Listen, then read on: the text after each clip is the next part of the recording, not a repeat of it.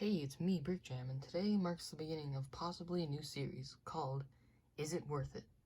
And this is going to be a series where I look at all things LEGO and not LEGO and tell you whether I think it's worth it or not.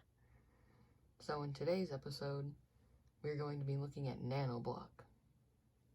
And as you can see here, I got Venusaur, Charizard, Blastoise, and then a Beagle and a Calico Cat. And here's a video of me time-lapse building Blastoise.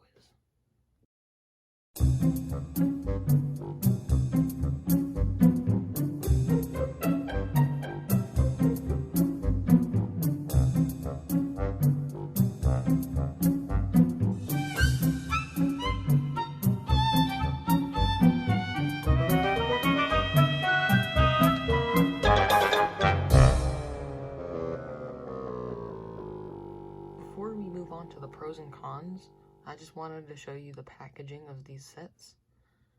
So on the front, you can see a little sticker with the label of what the set is.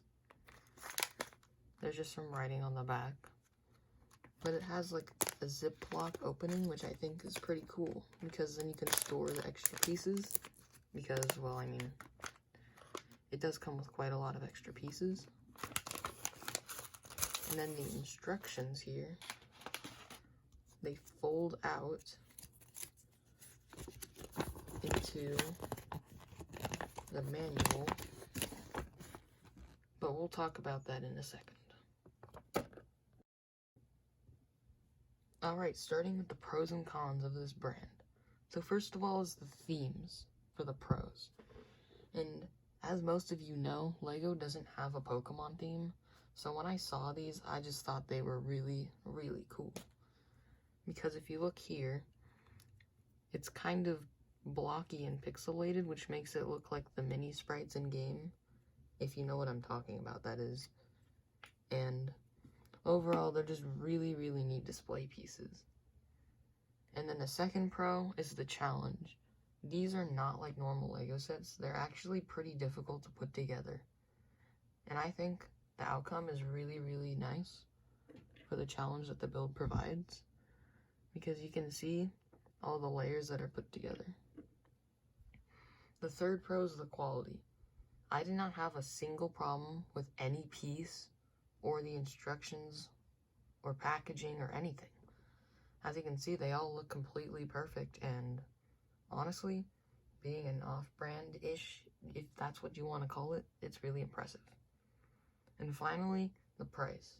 Each of these ranges from about $10 to $15, which, for considering what you get in the experience of the build, it's actually really nice. And I'm not going to spoil what I think of it is, but it's nice. Now, on the other hand, there are also a couple of cons. The first con, that really isn't that big of a deal for me, is that they're small. And as the name implies, the pieces are very, very small. I mean, like, look at this one by one, for example. If it'll focus.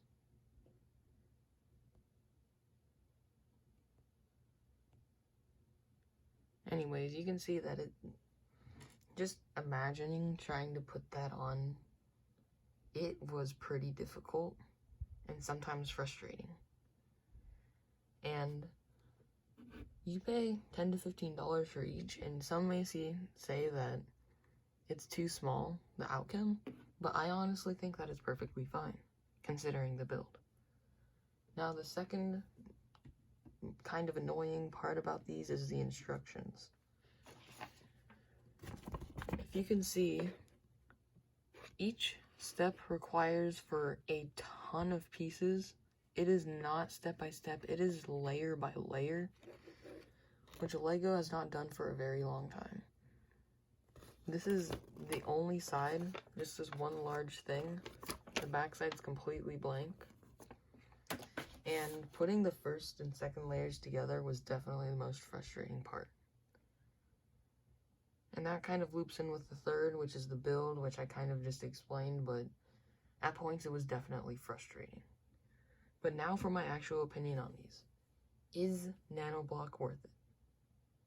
In my opinion, absolutely. I mean, I'm very happy with the outcome of these sets, and I hope that I've persuaded you maybe to try them out for yourself, and I think you'll enjoy them. So until next time, keep on jamming.